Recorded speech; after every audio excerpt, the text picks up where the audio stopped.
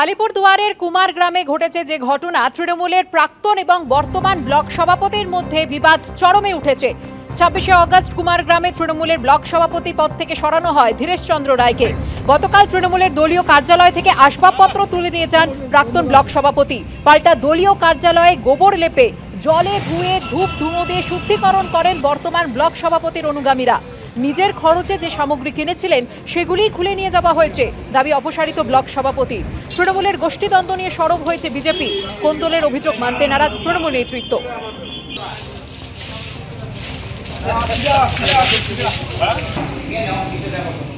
কোনো বিষয় নাই, যার জিনিস উনি নিয়ে গেছে, নিজের জিনিসটা নিয়ে গেছে, কোনো কিছু না। আমাদের চেয়ার আছে, চেয়ার আনতেছি, কোনো সমস্যা নেই। যার জিনিস ছিল সে নিয়ে গেছে, আমাদের চেয়ার আছে, আমরা বিষয় নেই, এরকম খারাপ দেখার কোনো বিষয় নেই। যার জিনিস ছিল উনি নিয়ে গেছেন, বাস। একটা রাজনৈতিক দল ক্ষমতায় আসবে, একটা রাজনৈতিক দল চলে যাবে, কিন্তু সেই বলে তাদের পার্টি অফিস দখল করে সেখানে শাসক দলের কার্যালয় হবে, এটা আমি কোনো মতেই মানতে পারতাম না। সেই জন্য নতুন করে ঘোড়ামারা চৌপতিতে পার্টি অফিস তৈরি করি, সেখানে ব্লক কার্যালয় হিসাবে সেটাকে আমরা ব্যবহার করি। ব্লক কার্যালয়ের প্রত্যেকটা কার্ড আমি নিজের হাতে নিয়ে গিয়ে সেখানে করছি। সেখানে যে এত ফার্নিচার সাজানো আছে সেগুলো আমার নিজের হাতে। ব্লক সভাপতি পরিবর্তন হবে, এটা দলের নিয়ম, কিন্তু আমি হঠাৎ করে শুনলাম যে আমার টেবিল থেকে নতুন ড্রয়ারগুলো ভেঙে দেওয়া হলো। আমাকে একবার জিজ্ঞেস করার পর্যন্ত মনে করলো না ব্লক সভাপতি নতুন যিনি হয়েছে, পার্টি অফিসটা ব্যবহার করছো, সেই পার্টি অফিস আমি প্রতিষ্ঠা করেছি। তারা রোজগার করবে, রোজগারের জন্য পার্টিতে এসেছে, দল বদল করেছে, দলকে এগিয়ে নিয়ে যাবে, বিজেপির বিরুদ্ধে লড়াই করবে নাকি ধীরেশ রায়ের বিরুদ্ধে লড়াই করবে? তার জন্য দলের পুরাতন সৈনিকের বিরুদ্ধে লড়াই করছে। উনি 2019 থেকে 2025 পর্যন্ত সভাপতি ছিলেন। উনি আমাদের নেতা, আমাদের কুমারগ্রাম ব্লকের বরিষ্ঠ নেতা, এবং উনি বর্তমানে জেলার সহসভাপতির দায়িত্ব আছেন। তো উনি নিয়ে গেছেন ওনার সম্পত্তি, সেটা তো আমার কিছু বলার নেই। মানুষের ধারণা হতে পারে, কিন্তু আমাদের কোনো গোষ্ঠীকন্দল নেই, আমরা সবাই এক আছি, আমরা সবাই একসঙ্গে আছি। ধীরেশ দা আমাদের নেতা, ধীরেশ দা আমাদের প্রাক্তন ব্লক সভাপতি, বর্তমানে জেলার সহসভাপতি। উনি আমাদের নেতা ছিল, নেতা থাকবে, আমরা একসঙ্গেই চলি সবাই, কোনো গোষ্ঠীকন্দল নেই। রাজনীতিও বিষয় নেই, দাদার জিনিস দাদা চেয়েছে, উনি আমাদের নেতা, উনি জেলার সহসভাপতি, উনি গাড়ি পাঠিয়েছেন, আমরা সহযোগিতা করে ওনার জিনিস ওনাকে দিয়ে দিয়েছি। এর সম্বন্ধে যত কম বলা যায় তত ভালো। একটা টিম এতদিন ধরে কাজ করেছে, দলের কাজ করেছে, অদরিত দল, সেই তাদের যখন তাদের পথ চলে গেছে, তখন নতুন যে টিম এসছে তারা আবার সেই পার্টি অফিস, সেই যেখানে তারা কাজ করতো এতদিন ধরে, সেই এলাকা আবার গঙ্গা জল দিয়ে, গোবর জল দিয়ে শুদ্ধিকরণ করছে। মানে ভাবা যায়, কদিন পর দেখবেন যখন আবার বিধানসভায় হেরে যাবে, আবার এক নতুন টিম যখন আসবে, আবার এদেরকে শুদ্ধকরণ করবে। তো এই হচ্ছে চলছে। আসলে এরা যখন ক্ষমতায় থাকে তখন এরা বাবাকেও ছাড়ে না, তো আর বাকি দলের অবস্থা কি আছে? অনুপ্রবেশকারীদের কারো হাতে ভারতের ভোটার কার্ড, কারো হাতে আধার কার্ড, কেউ দীর্ঘদিন রেশন তুলেছেন, কেউ 2-3 বার এখানে ভোটও দিয়েছেন। আর এবার সামনে এলো লক্ষ্মীর ভাণ্ডার পাওয়ার কথা। উত্তর 24 পরগনার স্বরূপনগর সীমান্তের সামনে এলো চমকে দেওয়ার মতো তথ্য। সময় যত গড়াচ্ছে ততই ভিড় বাড়ছে উত্তর 24 পরগনার স্বরূপনগর সীমান্তে। ভারতে চলছে এসআইআর, বাংলাদেশ পালাচ্ছে অনুপ্রবেশকারীরা। বাংলাদেশি নাগরিক হলেও এদের মধ্যে কারো আধার কার্ড আছে, কারো ভোটার কার্ড, কেউ আবার নিজেই স্বীকার করছেন লক্ষ্মীর ভাণ্ডার পেতেন।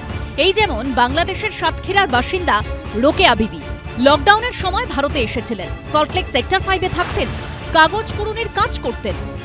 কত বছর ছিলেন সল্টলেকে? লকডাউনের আগে আসি। হ্যাঁ, লকডাউনের আগে এলাম। কোথায় যাবেন এখন? বাংলাদেশ। লক্ষ্মীর ভাণ্ডার কতদিন পেয়েছেন? 3-4 বছর। 3-4 বছর। ওই দুয়ারে সরকার ওখানে গিয়ে লক্ষ্মীর ভাণ্ডার করে দেয়। লক্ষ্মীর ভাণ্ডার করে দিল। আপনার ভোটার কার্ড আছে? ছিল। হ্যাঁ, ছিল।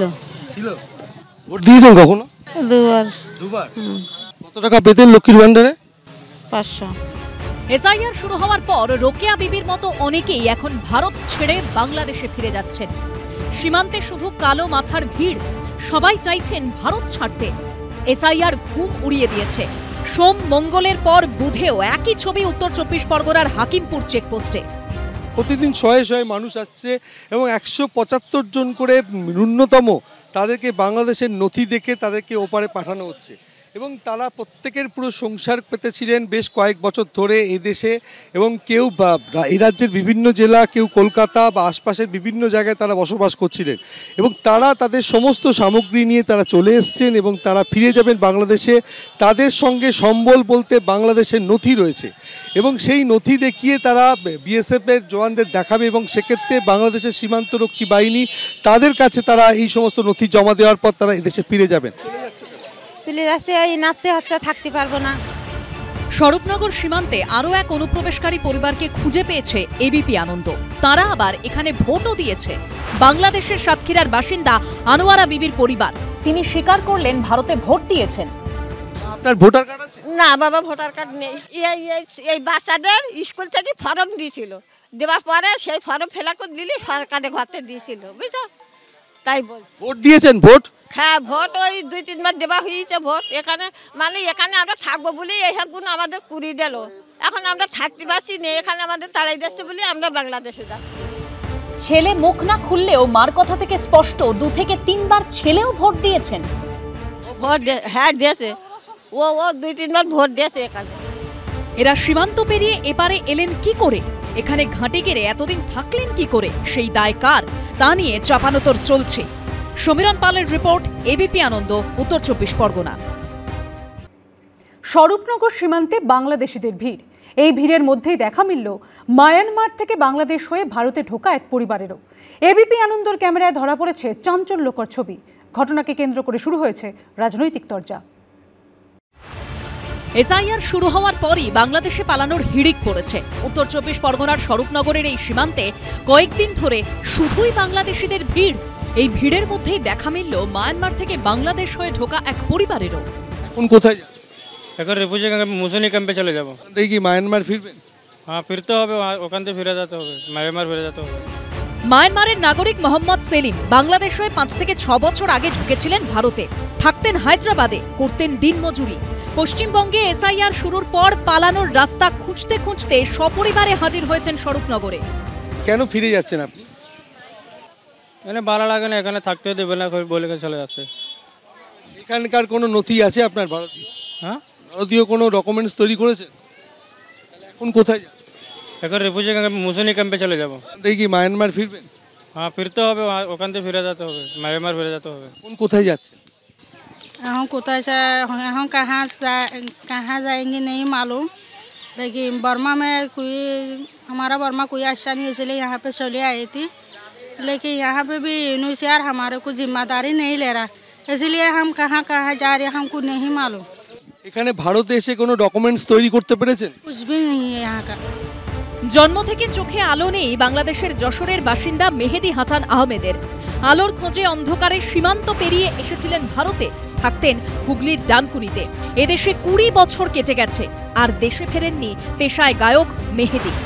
20 বছর আগে তো চলে এসেছিলাম। যেহেতু আমি ইনলিগাল ভাবে এসেছিলাম, আমার বিরুদ্ধে যদি গভর্নমেন্ট অ্যাকশন নেয় এটা তার কোনো অন্যায় নয়।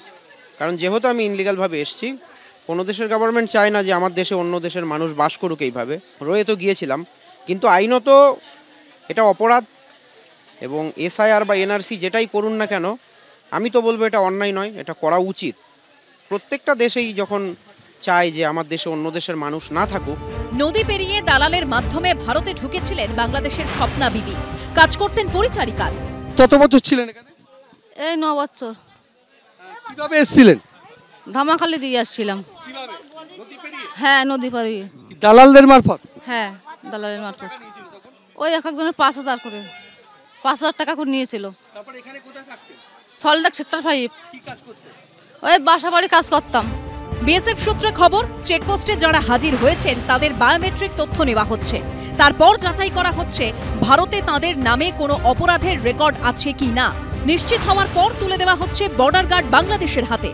সমীরণ পালের রিপোর্ট, এবিপি আনন্দ। এবিপি আনন্দ, এগিয়ে থাকে, এগিয়ে রাখে।